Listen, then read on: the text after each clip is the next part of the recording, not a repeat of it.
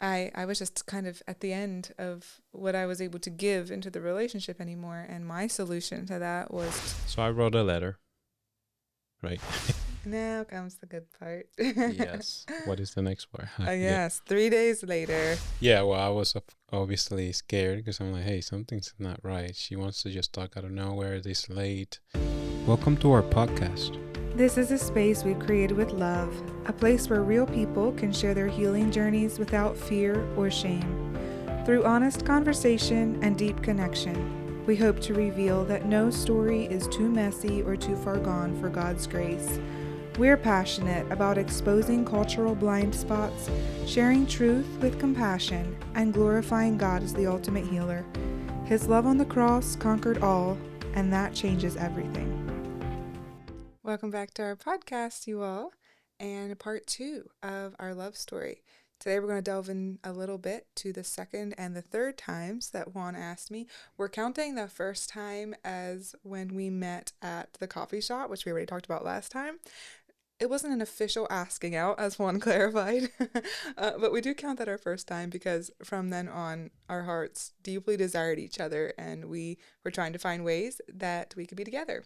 We got our little guest host here on her monitor, watching her. She was supposed to be sleeping, and I see her wiggling her fingers and opening her eyes. So I think we'll have a baby on the podcast before too long. Hopefully, she'll behave.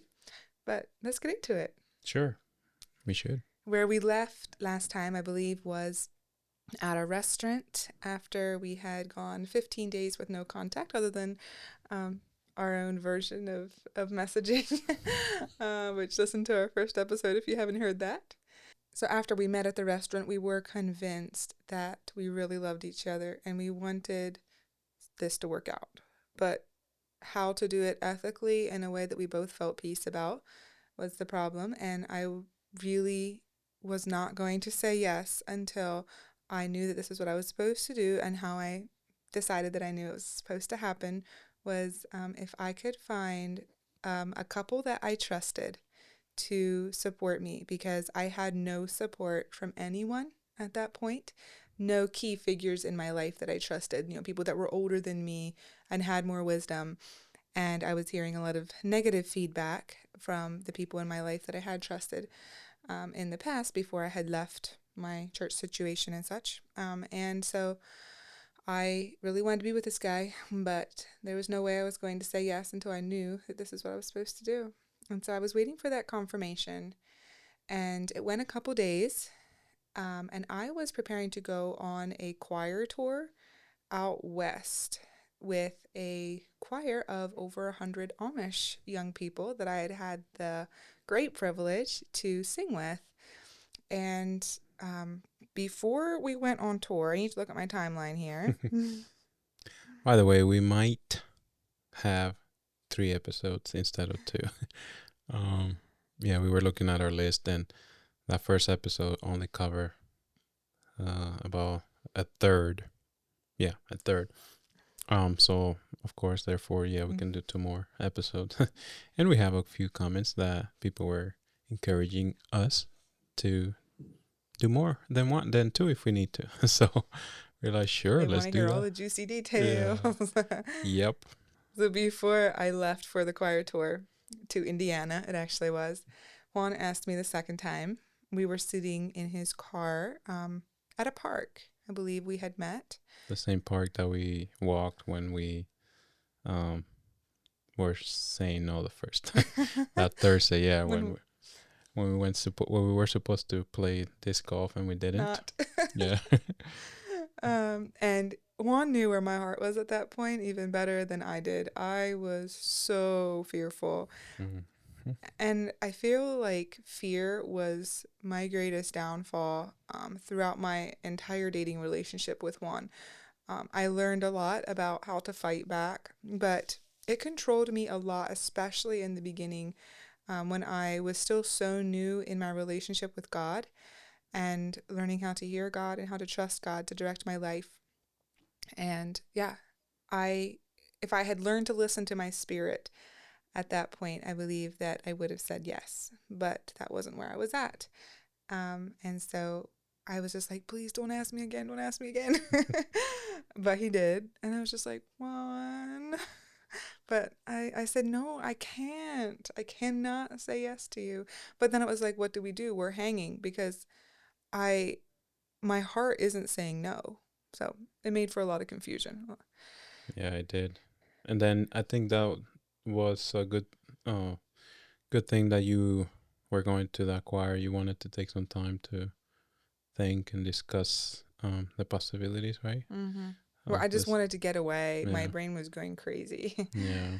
Yeah, and that choir tour was an absolutely amazing experience. And I had a long bus ride beside a trusted friend. And Talk I, about that. yeah, I had the opportunity to just kind of lay everything out. Yeah.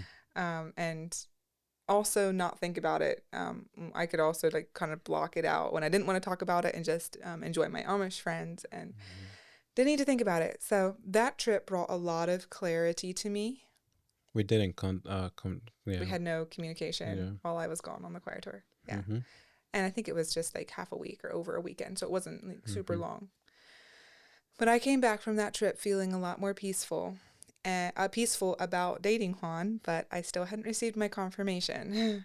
So I was waiting, and a couple days later, The I'm day missing a after. part.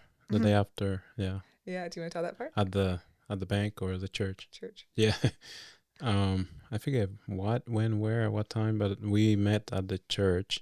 And I didn't know why Juan wanted to meet at this Yeah. church, but I guess we hadn't seen each other for a bit, and maybe something new had developed, so I met him there. Yeah, I actually was a little fearful. I thought she was gonna come back from Indiana, kind of convinced that no, this is not gonna work.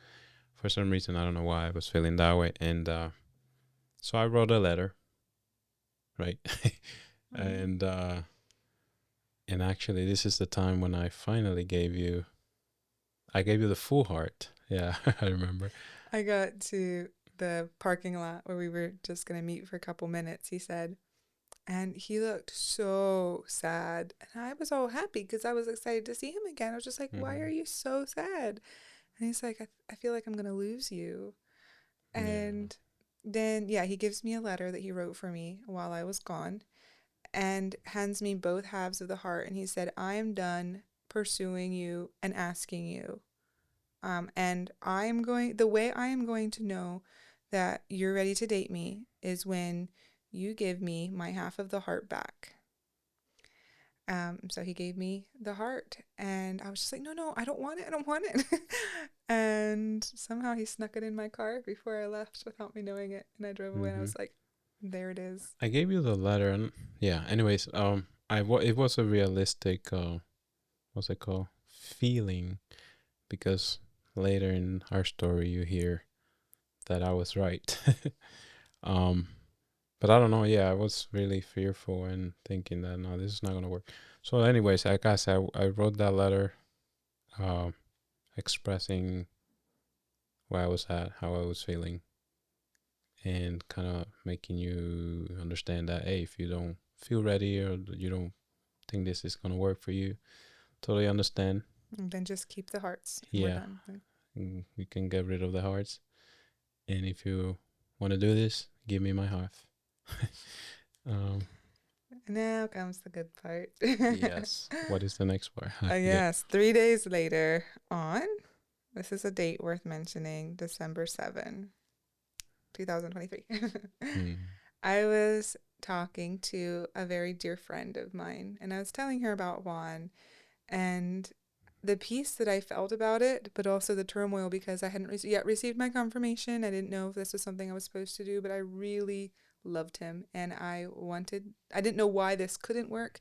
The only reason it wasn't working, it hadn't worked so far, was because I was absolutely petrified with fear and I had no support. But as far as him as a person, I had no problem with him at all. In fact, there was so much that I admired about him. And if it had been up to me, I would have said yes. And so there was this awful conflict within me, wanting to honor my parents with my choices, and yet knowing this inner knowing that this is my person. And what do I do about that? And she said, my parents are downstairs. Do you mind if we just go talk to them about this? And I knew her parents from before. We had had a friendship, but nothing super close. But I think I knew in my spirit that they were trustworthy people. And I said, yes, let's go talk to them. And so I sat down on the couch across in their living room and just pretty much laid everything out. Everything about Juan that people said was horrible and that would never work in a relationship. Everything that was in my heart that told me otherwise. And they gave me some of the best advice, and I will never forget it. Um, with deliberation, they took it very seriously, but they just said, Hannah, if you love God and he loves God, why can't you be together? If you both are truly sold out for the Lord, there's no reason that you can't date. And that was the first people that I had heard that from. Everyone else said either a very hard no or yes, but. And they said, why not? And I said, will you be my family? Will you be my support people in this? If I go forward, are you going to walk with me? And they said, yes, we will. And that was just one of the biggest moments in our relationship that far. I got my confirmation that I was waiting for. God gave me a set of parents, is what it felt like. Because I just felt like this dating relationship, with all its strange and unique nuances, was going to be too much for me to navigate on my own. And this couple turned out to be an incredible blessing to Juan and I, and they still are very, very dear friends. We consider them family. Mm-hmm. So I had my confirmation. This is the moment I was waiting for. Just glancing at my timeline here because I'll make sure I get it right. So I talked to my friend's parents in the afternoon. I had an event that evening, and I wanted to talk to Juan that weekend. I figured we could meet somehow, and I could tell him that I have my confirmation. I'm going to say yes. I'm going to give him his half of the heart back. So I went to the event, and our dear mutual friend, who we have talked to before, was there. She happened to know that Juan had plans that weekend that I was not aware of. And I was like, I can't wait past the weekend to tell him yes. Like, this is the moment I've been waiting for. And it was about 9 o'clock. No, it was 8, around 8, 8:30 at night when I discovered this. And my mutual friend and another friend of mine, we were talking. We're like, how can we make this work? And we're like, okay, tonight. I'm going to tell him yes tonight. But I had to get him down to my area, which was about 40 minutes away from Yeah. where he was. So I sent him a text and I was just like, hey, can we talk? And what was your response? Yeah, well, I was obviously scared because I'm like, hey, something's not right. She wants to just talk out of nowhere this late. You're asking me what am I doing? I'm like, something's fishy. Um, it went through my mind that perhaps you want to say yes or something, but I'm like, I wonder. But I was having more of that heavy feeling, and yeah, I lived on the other side of 78, 40 minutes away from the Lidditz Spring Park, which is where you decided to meet, right? Yeah, I asked him if he could meet at the Lidditz Springs Park. That place Yeah. has a lot of memories for us. I We'll talk more about it later. Yeah, I just parked I just pulled in my driveway. Yeah, because Yeah, and I'm like, okay, yeah, I can just go there. And I'm like, so that was 40 minutes of wondering what's going on. so he got to the park, and I had brought my two friends with me, and I stationed them outside a pavilion with their phones. I was like, I want you to record this because these were very close friends, and they had walked with me through this confusion and such, so they knew what was going on. So, and my Juan didn't know they were there. And I see him drive in, and I walk over to his vehicle, and he gets out, and he's just like, Hannah, what's wrong? What happened? And I was just like, no, let's just go talk. And I walked towards the pavilion, and the whole way he's just like, are you okay? What's wrong? Poor guy, I put him through a lot to have my moment. And so we walk up the steps of this beautiful white pavilion, and there's a big Christmas tree in the middle. And I just walked over there, and he walked with me, and I didn't say anything. And then I just pulled out his half of the heart Which and at gave that it to him. point, that I was like, wait, pulling me to the pavilion. I'm like, this is not looking too bad after all, I'd say. Because if you would have, if we were gonna, and I think you had a smile too, so I probably did. yeah, you couldn't hide the smile. So I was like, something is looking good, kind of. Um, and yeah. So, anyways, you pulled me to the gazebo, pavilion, yeah, Gazebo, I gazebo, guess it yeah. was, yeah. So I handed him his half of the heart, and he covers his mouth with both hands and doesn't say anything for a while.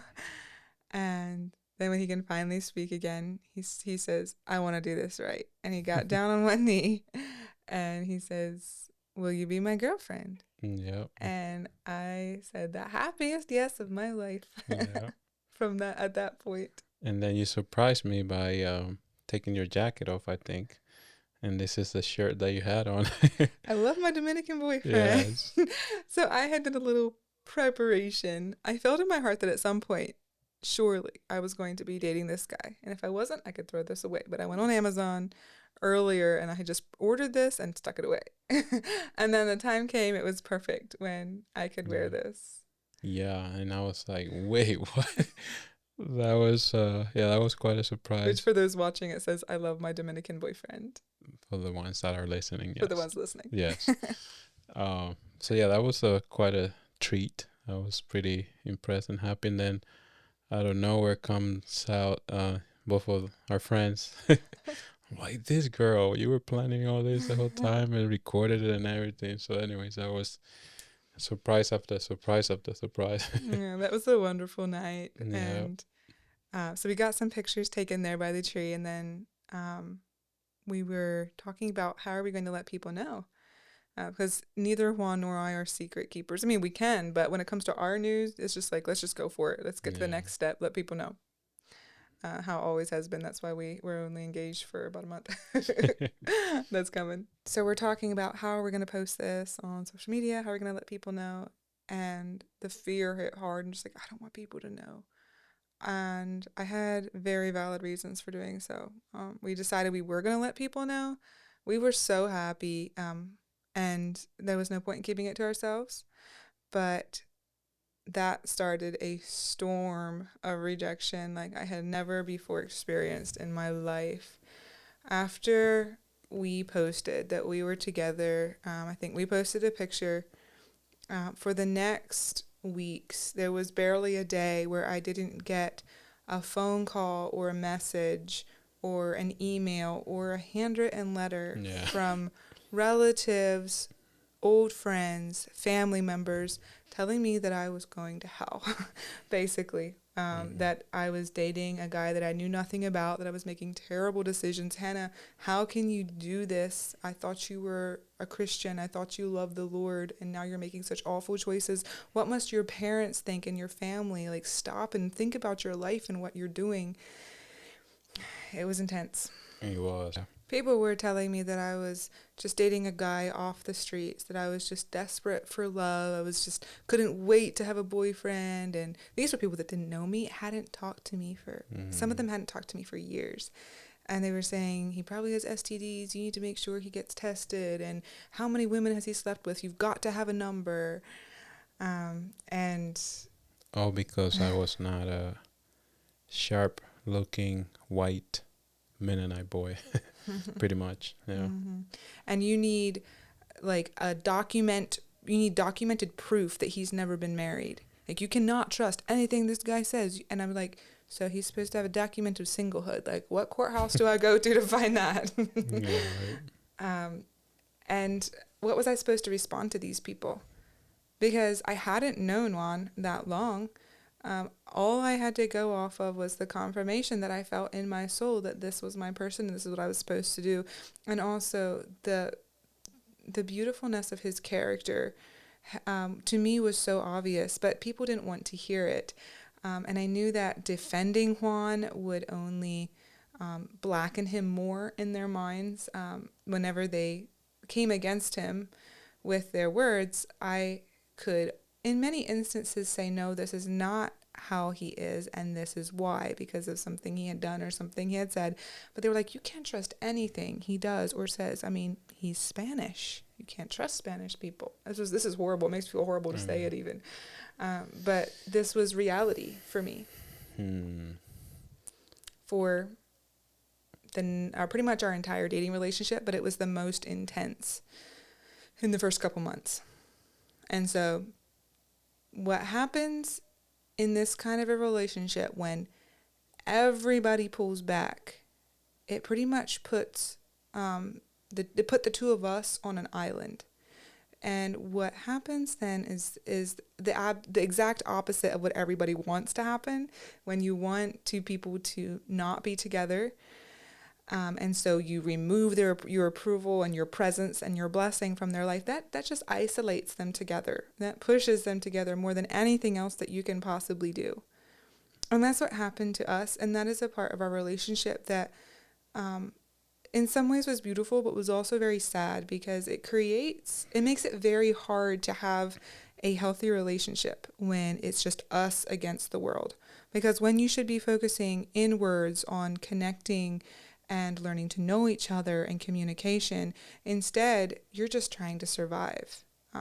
Most of your problems that you're fighting are exterior, just fighting to be together, helping each other work through the emotional trauma of losing almost everybody. Now, that was for me. Juan didn't lose nearly, like, he didn't have family. Right. And yeah, I did have family, yeah, but church not family. church family, but you Yeah. didn't have like biological family that like totally pulled back and didn't want Right. anything to do with you and that type of thing. But you did experience rejection. I was gonna what's it called? Clarify that, and we didn't lose everybody. I guess maybe you did, but in my case, no, I had people that were supporting and well, this could work this way, maybe that way, blah blah blah. But yeah, facing and seeing all the rejection does cause you to start doubting and wondering, like, is this person also in those shoes? Like, do they also support me or not, or whatever? So yeah, it does create quite a isolation. To me, you can have the most ragamuffin, dirty looking, whatever kind of person, and they can have the softest, most beautiful heart, bent to Jesus and towards people. And then you can have the most clean looking suit and tie person, and could be the most evil person. So my point with that is, like, we shouldn't be, which obviously I'm sure everybody have heard this before, we shouldn't judge the book by its cover. Well, the reality is, if they had been judging you by your cover, you would have been fine, because you, like, if you had been covered in tattoos and had a mohawk or something, they would have definitely judged you. But just looking at you, you were just this regular guy.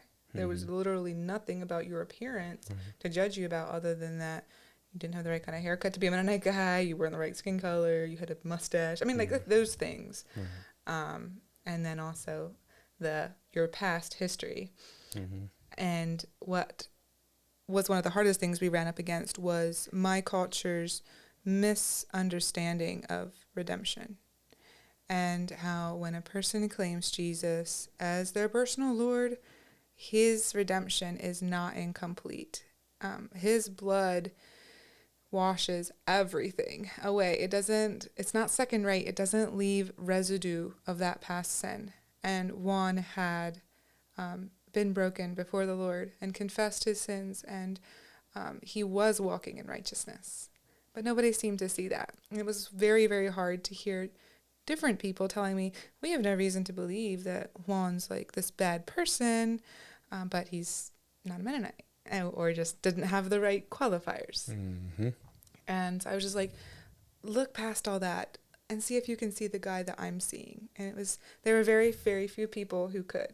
Right. I was told that our marriage could never succeed because he would have soul ties to the women whom he had slept with previously. And I rejoice to say that soul ties are an absolute myth where the blood of Jesus is involved. Yeah, you're gonna have more commentaries on that, because I'm sure that not everybody agree with that, but I just bring on the comments. Well, I'm sure we'll talk about Yeah, we're gonna have podcast episodes talking on specific topics, and I cannot wait for those. But Juan's sexual past was held against him very, very hard, and I was told again and again that he's second rate, he's dirty, he's, Right. why are you settling for someone who's already had sex when you're still this pure virgin and you're so much better than he is? And I'm just like, where did that come from? Like, aren't Yeah. we all level at the foot of the cross? Amen. But yeah, we set up boundaries in the beginning of our relationship, right? And we wanted our support couple to hold us accountable. There's To boundaries the, to help us respect each other, like um, time when he was going to go home after a date, mm-hmm. physical boundaries that we both felt were respectful and honorable, Mm-hmm. because we really wanted to do this right. And we really didn't have a lot of people speaking life over us Right. at that time. Yeah, and again that's enough to push you towards the yeah, like what's it called, finding comfort in each other physically, Mm-hmm. because we don't have anybody else, and just let us shelter. And yeah, and so that was made things a little harder for us. Mm-hmm. But, And people, there is power in your words. We had amen. so many curses spoken over us that the spiritual darkness we fought in our dating relationship was Real. it felt like hand-to-hand combat with the devil, and I truly believe it was. And we'll probably get into that a little more, some of the severe attacks we experienced, because the people who should have been speaking life into us were speaking curses over us, and the spirit world heard those curses, and we were very unprotected. And also, we were still learning to fight back, to claim the blood of Jesus against the darkness, and to speak life against the curses, and to claim claim Jesus' blood to wash that all away. Right.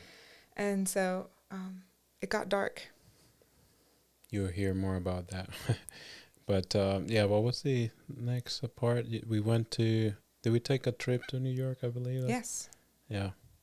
So we were trying to make this happen. I forget, there was a window gap that we were trying to take a trip so we can see the lights in Times Square. And you never been to New York downtown, and I'm like, oh, I need to take you, and this is the weekend that's gonna work best. And sure enough, we went there, and it was amazing, great weather. Nah, it was in frosty cold. What day was it? December. It was in December, right? 16. This is December 16th. So it should have been cold, but it was great. We got to walk quite a bit.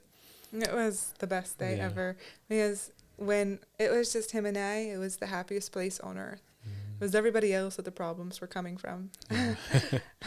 Oh yeah, instead of from within. we were able, like, we talked about this after that. I'm like, man, love is really a thing, because you're able to zone out like the whole world, like, and it's Even just, in the middle of Times yeah, Square. in the middle of New York in December, where there's a lot of people, good weather, so people were walking, and we just like, oh, It was just us we there. were alone, yeah. Um, it was beautiful. I mean, not necessarily alone. You connect to, and you were even singing to with a group. We're singing. Group of carolers there in New Yeah, York. that was amazing. I was so excited, happy to see that, because you love singing. I'm like, go, go, go. It was Spanish people, I think, but they were singing in English. Yeah, the best thing to do, by the way, is you park by the Yankee Stadium, whatever, somewhere around there in the Bronx, and then you take the train down to downtown, so you can walk and not take your car, because it's a pain. And that's how we did it. So we got a train ride, and it was amazing. Really, really. We got Saw this, the Rockefeller tree. and the beautiful light display that they have. After our New York trip, about a week later, Juan had the opportunity to meet my family. They were all going out to eat at a restaurant, and we met them there. And that was the first time that he got to see everyone. And the conversation was limited, but I think everybody shook your hand. Almost everybody. Right. And yeah, it was special to me that he got to meet my family, even though it was hard for them and hard for us. Matthew was there too. Yeah. That's true. Yep. Yeah. Yeah, my oldest son and I went to meet everybody there, and yeah, everybody was nice for the most part. So And then it was Christmas. I was planning to spend time with my family, and Juan was not welcome until the evening for supper. The hostess at the house had said he was welcome to come, and I was looking forward to having Juan just spend some time with my family and meet my grandparents. And I thought that my family knew that we had communicated to all of my family that he was coming. And about 10 minutes before Juan was going to be getting to the house where we were all gathered, word suddenly spread that Hannah's boyfriend is coming, and relational mayhem broke out. yeah, My grandpa told me that I'm just dating a guy off the streets, and he hauled out of there right away. He didn't want to see Juan. That was his way of making a statement that yeah, I wasn't he's not welcome. in favor of Yeah. my relationship with Juan. So that was extremely painful to have my grandpa storm out on me.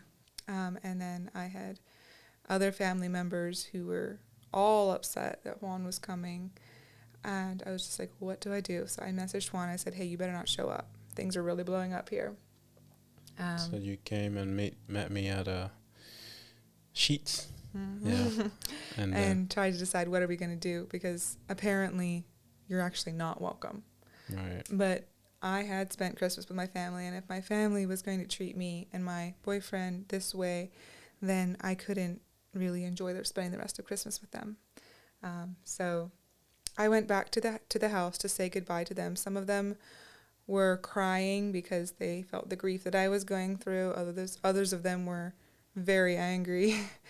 And some were just kind of confused in the middle, didn't know what to do, and trying to calm down the angry ones. There was quite a family conference after I left, by the sound of things. But the hostess at the house, which was my sister, she sent some supper with me as an act of love. And I went to spend Christmas night or Christmas evening with my boyfriend. And that was the right decision for me. I'm glad I made that decision, but that was just a very painful experience, one of many. Right. Yeah, it was still had a good time alone again, which was not ideal, but The next fun event then was we had a date at Longwood Gardens. that was amazing, right? More sweet memories. Yeah. Eating an avocado in the middle of the garden. We brought our own lunch, and I think we were probably the first people to get out a paring knife and cut open an avocado in the middle of Longwood Gardens. and using the tripod with the camera when we were not Turned out supposed to be illegal. Yeah. Now comes another painful part of the story, and this I need to go back to when I started working at the care center that I was still currently working at. I had been moved up to an administrative position, and it was it had such a dear, precious place in my heart. The special needs children that I worked with, I called them my kids because they were, and I still sometimes cry over them. Not as much anymore, but I miss them a lot, because what happened was, the first mistake, in quotes, that I made was to leave the Eastern Church, even though those in authority over me, like the board at the care center, were not Eastern. Yet they were part of a church that was very much like Eastern, Weaverland. And when I left Eastern and started wearing a veil, that was a really big deal. I had it kind of threw some of my coworkers for a loop, even though I hadn't changed at all, other than wearing a veil. And I remember one of my coworkers coming up to me and telling me, Hannah, I'm just so sorry for the choices that you're making, and I'm praying for you. And I was just like, well, thank you. Leaving the Eastern Church was just where the breaking point started. And things kind of went downhill after that, relationship-wise, with the board that was over me. I can honestly say I did everything within my power to try to keep that from happening. I asked so many questions. How can I fill my position better? Because there were numerous people there at the care center that were not Eastern or even Weaverland, although those two were the majority. And so I was not the only person there wearing a veil. I did my best to be respectful, but The administrator that I was working with, things kind of fell apart there, unfortunately, despite my best efforts to keep them together. It's hard to communicate when communication isn't appreciated, when you're just kind of supposed to shut up and do what you're told and not ask questions, and questions are taken as a threat.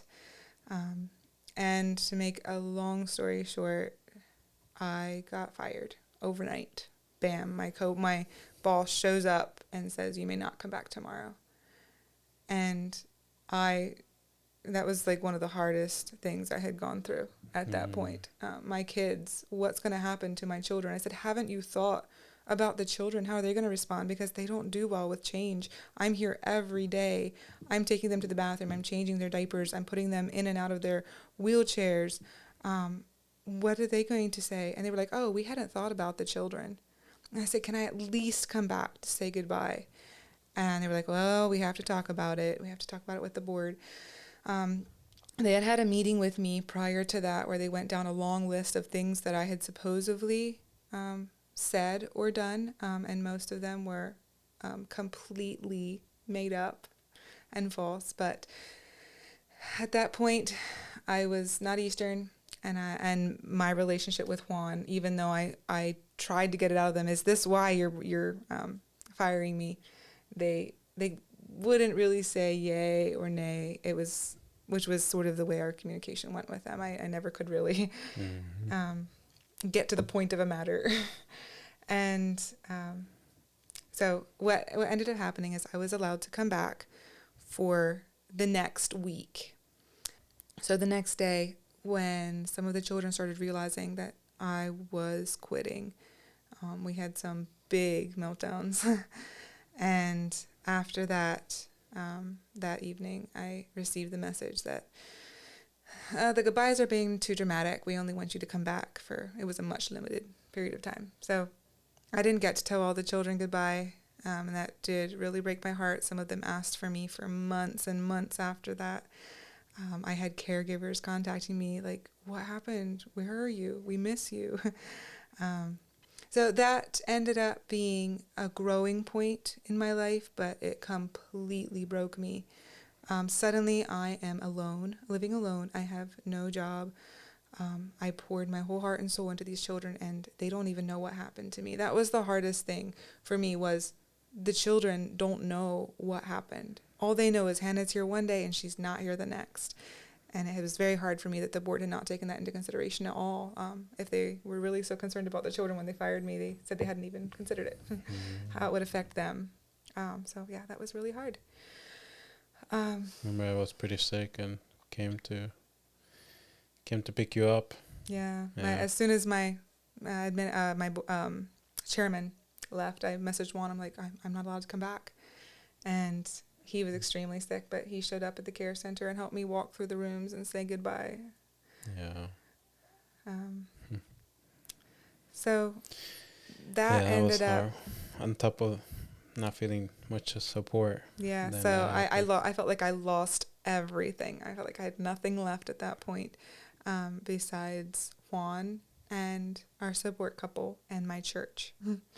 Our church, my church was involved, and they were a great blessing to me, but I had just started learning to know them, like not too long before I met Juan. I think it was like June of the same year I met Juan, so I was still learning to trust them. So it was just a very painful time of life, and my health started spiraling down after that.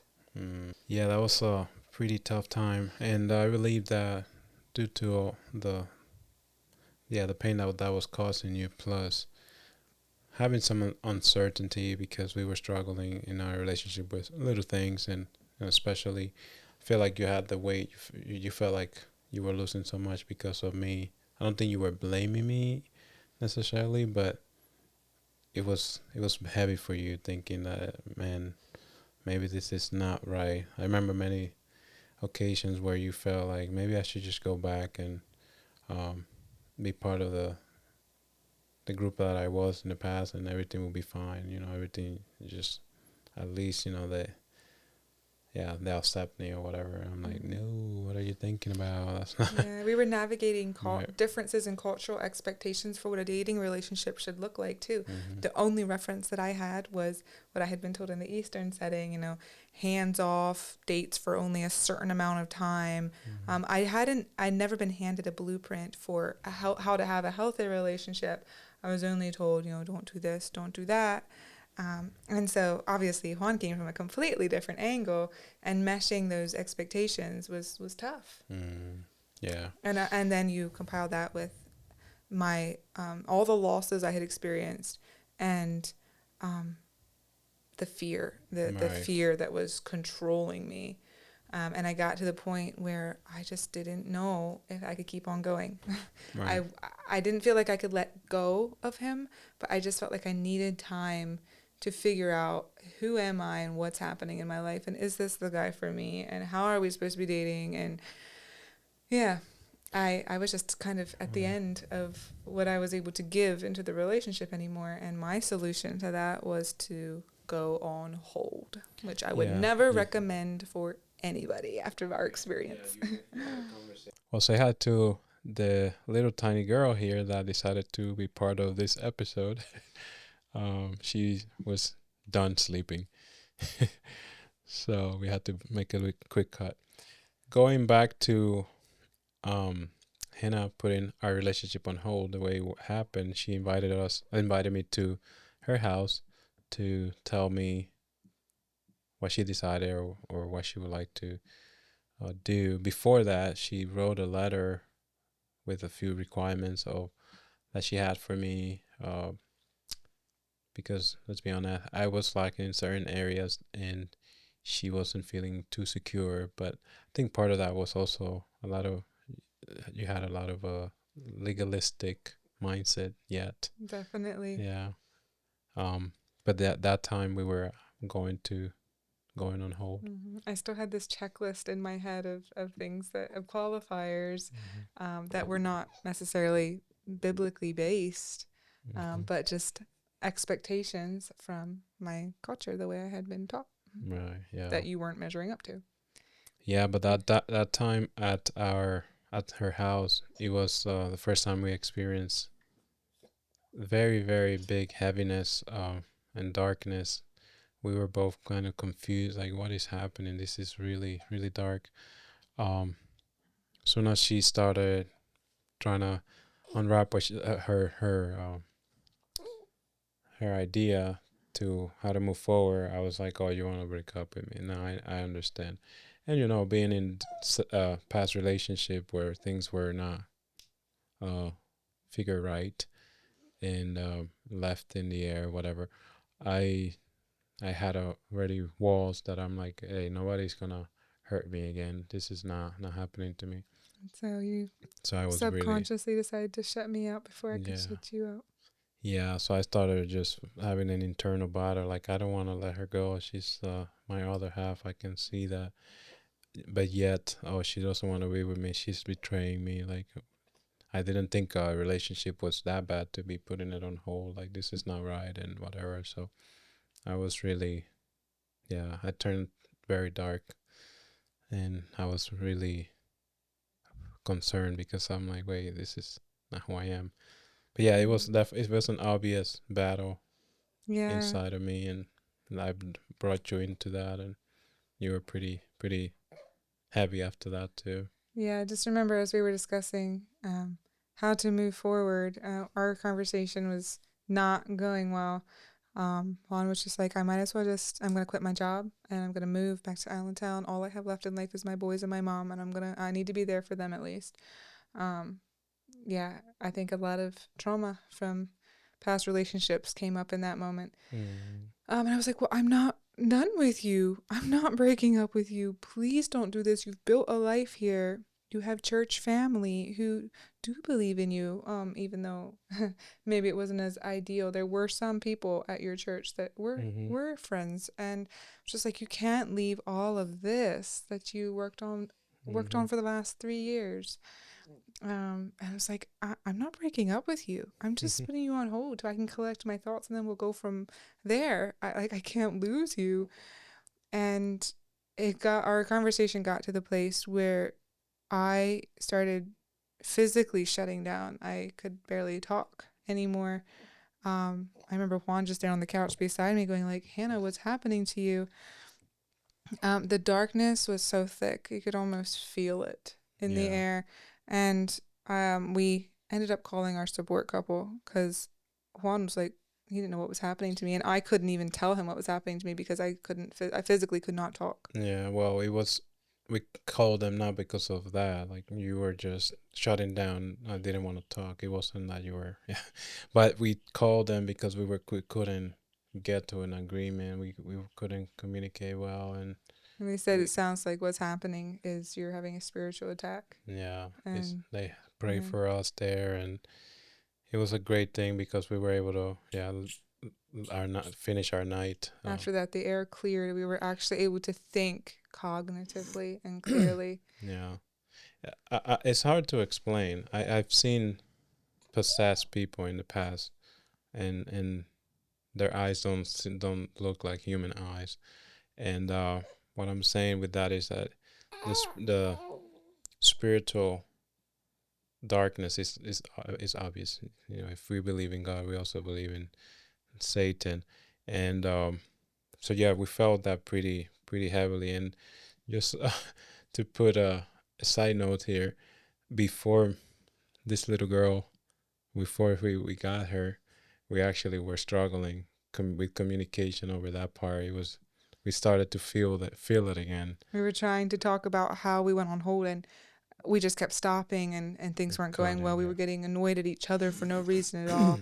And we know, well, we've been through this enough. We know when that happens that we're yeah, telling a part of the story that Satan doesn't want us to tell. yeah.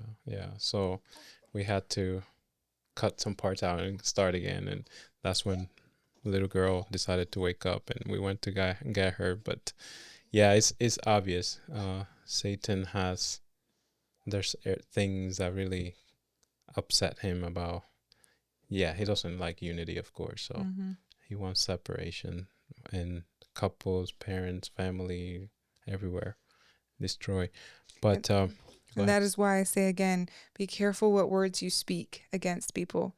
Because, like I brought up before, we were battling so many curses Yeah, against us that praise Jesus, we have overcome, and amen.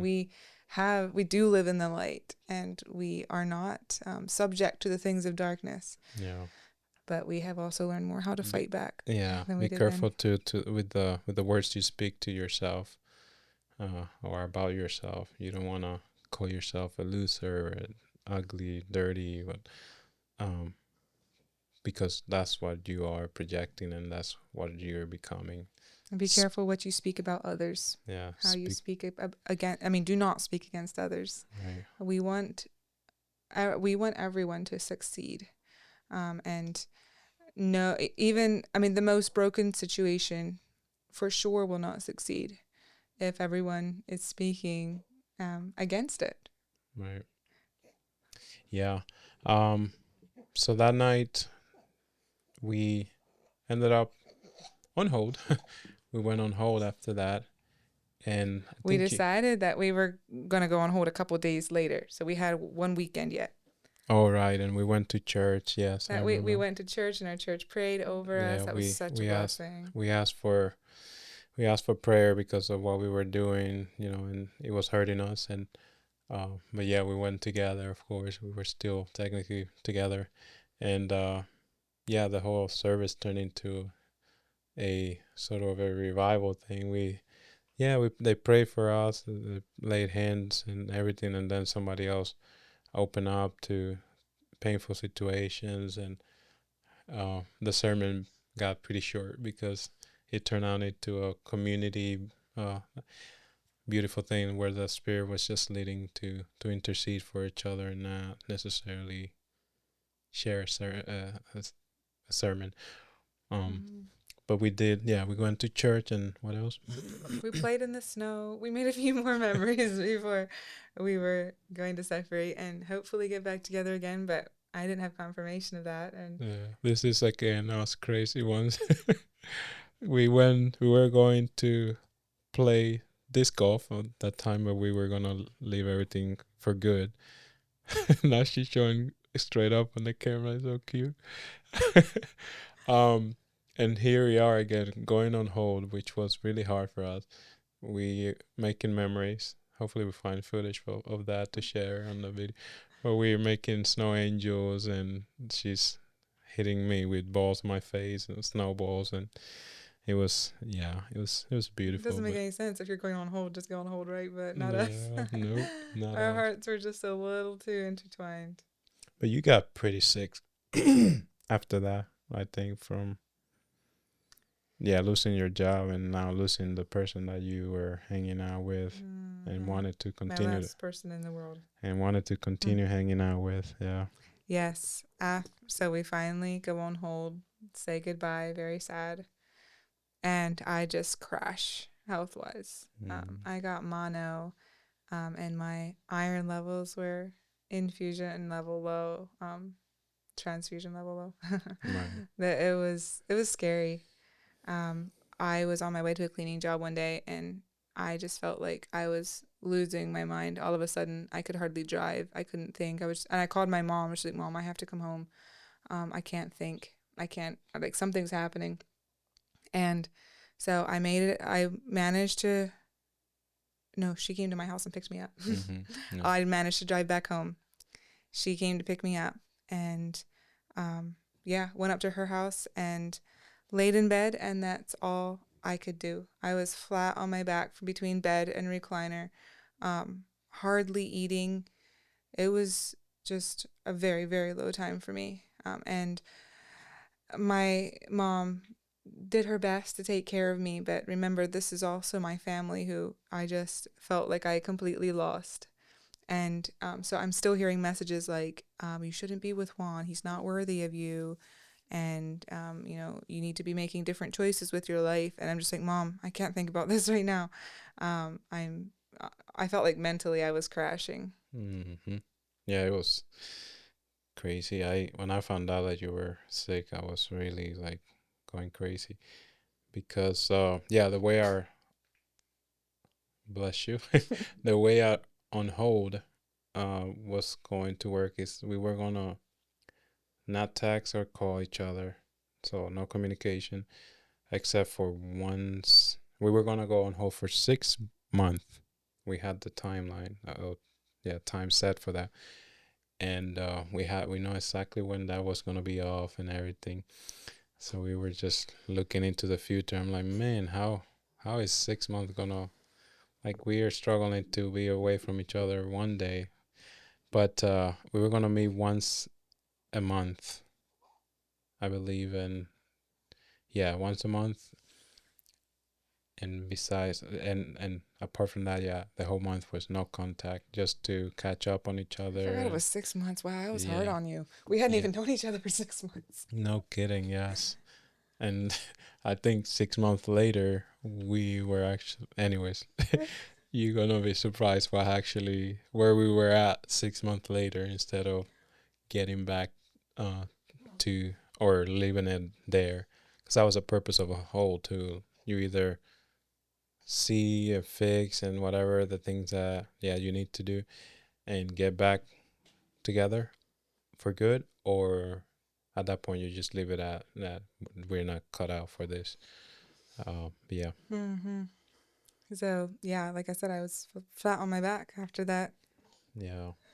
And And I let my church family know. I put it on the chat like, hey, I don't know when I'm ever going to be back at church. I'm really, really sick. And they started pressing in for me in prayer hard. And within less than an hour, I got up off my chair. I was walking around. I was eating. Mom's like, what is wrong with you? You're sick. You were flat on your back minutes ago. And I was just like, yeah, but I'm healed. And that was a stretch for my family yeah. because I myself was very new in my understandings of healing, and to have something to be healed myself that fast, um, within just minutes of my church family praying for me was a beautiful, incredible testimony to God's power. Mm. Um, And so from that point on, it was all up. I wasn't like back to 100% energy right away, but just much, much better. And then I get a text from our support couple, and they say, "Hey, we'd like to meet with you and Juan at our house tomorrow." And I was like, "Oh, what's happening?" And they were like, "Well, just wait and see. But we think that this is what needs to happen." Right. And if you don't mind me cutting you there, the the sickness that you were having was so clear and so obvious. I think you struggled with Lyme disease most of your life Not no longer, but in the past, yeah. yes. And it was so obvious that seeing her recuperating was really a surprising thing and a miracle. Um, it was it was expected for you to take be sick for quite a while to recuperate from what you were just experiencing. But thank God, yeah, through prayers you recuperated pretty Mm. fast. So, but I think it was in that around that time that right before you got well enough, I think it was being discussed that you need to cut all ties with me so that you can take the time that you're gonna need to take to Mhm. heal without headaches, thinking of me and I had shared with someone very close to me about the spiritual attack that Juan and I had experienced, and that individual felt like Juan was a medium of the devil to me, that Satan was accessing me through him, which could not have been farther from the truth, but that was our understanding at that point, mm-hmm. even though I didn't feel that way. And so that person was also somewhat functioning as my health consultant, my nutritionist, and they felt like I needed to cut all ties with Juan, spiritually, physically, in every way, in order to get my health back. Right, yeah. This So person, this individual, was also in contact with our support couple. right, And kind of what ended up happening was, so I go to, mom takes me to our support couple's place. yeah, she took you there, and I was also I got out of work early, I think, and went to meet you there too. Yep, Mm-hmm. it was in the morning, and they were gonna take you back up to your Mm-hmm. house once you and I spoke. And I didn't know what was happening. All I know is I was going to see Juan, and I was really Right. happy about that. Yeah, same And here. he was already there when I walk in the door. Mom went back home, and um, he's looking absolutely haggard. He was thin. Um, he wasn't very well kept. And our support couple talked to us for just a little bit, and they were like, "We're gonna go upstairs and let you two talk." And I'm like, "Okay." I still don't know what's happening. And as soon as they're upstairs, Juan says, "Hannah, what happened? Why are you breaking up with me?" And I said, I'm breaking up with you? I didn't know I was breaking up with you. Yeah, I think yeah, we were both getting. It's not we were not getting set up. I spoke with the person that you said, your nutritionist, and also another friend of ours, and yeah, it sounded like it's better. What if we just leave this uh done for good, and if God Because meant, that's the only way that yeah, Hannah can get better. That was right, kind of the prevailing idea, right, that Hannah's never going to get better until Juan leaves. yeah, yeah. What if this is the what needs to happen so that Hannah can just figure out life and do better, but or physically, I mean health wise, of course. Um, so I was like, yeah, I agree. I'm like, hey, if this is what has to happen, yeah, we'll talk and see where we can leave this at. But Not because he wanted to break up with me at no, all, but never. because he was like, if this is the only way for this girl to get better, if she needs me out of her life, then that's what I will do. Right. And he was under the impression that I no longer wanted him in my life, that I just wanted to get better, and I didn't. But yeah, putting things on hold was to me was almost harder than leaving, stopping for good because I was just it was way too much suspense and like I remember working at a place where yeah, my desk was right in front of the window, and that window I was able to see the park where you and I did that walk to where I first gave you the hearts, where we were gonna play disc golf. And also I felt like that was facing straight up to where your house was pointing or placed. So I remember just here looking through the window and feeling like, um, yeah, just not able to help you or not able to talk to you. You were probably at home, just no job, just hurting there, thinking all kinds of things. So it felt like the whole world was just falling apart, and I'm just there living and breathing and not able to do anything. And living it for good felt like it was just, okay, well, we don't have any ties. Let's just leave it here and move forward and whatever. But so yeah, we broke up that time. That's where we left it. You also had some sense of peace, or in a way, not peace, maybe. No. Well, There you was didn't crash anymore. Like, there your was the health was. finality of having a line drawn in the sand and kind of having a trajectory forward. Like at least Mm-hmm. I knew I had to figure out life without Juan. Mm-hmm. Um, as Right. excruciating as that was, Right. which it was hard for you too. Of course. You Yes. made it sound like it wasn't. No, it was. I'm saying like it felt in a way like, okay, maybe this is going to be better. Um, it definitely felt like an agony to break up fully, but again, I just something about it was less painful than the putting things on hold. I felt like I had some hope, anyways, and that I knew that once we connect again, there's no putting things on hold. There's no stopping this. This is gonna. But I was just at that point putting you fully in God's hand, which I think you did the same thing. You were giving me back to God, and I remember clearly saying that. And but yeah, we Mm-hmm. were there sitting on the couch. We spoke a bunch of different things, and but the most we did was just sitting by each other, holding hands, and um, It was the weirdest breakup because yeah, he didn't want to break up and I didn't want to break up, but we were breaking up. yeah, Like how is this? I still don't even understand all the right, dynamics of that. It was very hard, very confusing. yep. But we did it, and what was the next step after that? I think we should probably leave it here because this little lady's making.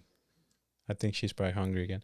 But also, we thought we were gonna finish here. We'll do another episode and unwrap how we got back together. Obviously, because Here we are. yeah, Michaela didn't happen before the breakup. But Right. yes, that would be good to. It'll make this even more interesting and more. Yeah, the next one is gonna be even crazier. You want to say something else? Mm. No, I don't really have much to say except that here we are. We're no longer together, um, and it's like we're both so brokenhearted and want to be together that it's very hard to be broken up Mm-hmm. when you both want to be together. And so um, I look back at that time as um, God redeemed it and it became a beautiful thing. It grew us both and it gave us both a lot of or gave us both some time to really look at ourselves. We both started doing trauma counseling Oh over that time, yes. and that was so good for our relationship in the long run. So even though breaking up feels like it shouldn't have happened, yet God redeemed it and used it for good in our relationship. And we look back at the growth that happened in both of us individually over the time we were broke up and say, yes, this was supposed to happen. Amen. Yeah. We a quick insight into the next episode. We invented yet another Morse code way of communicating. You hear more about it. But remember how we were communicating through the WhatsApp status? Yeah, We did profile something. or Oh, description. yeah. Well, yeah, not status description. Yes. We did something else that was I don't know. It was crazy. You hear about it more, but yeah, thank you again for being here so far with us. Thank you for your graciousness as we piece together this story. It was a lot harder. This episode was the hardest episode we've ever recorded. Yeah, it's which makes sense. Satan doesn't want people to hear our story. He doesn't want good things like this to happen. it seems like for sure. But we're excited. This is blessing people and blessing us. And yeah, as I always say, support us in prayer. And we will be here on the next one, Lord willing. Thank you so much, and goodbye. Now I know in part, then I will know fully, even as I have been fully known. Now abide faith, hope, and love, these three. The greatest of these is love.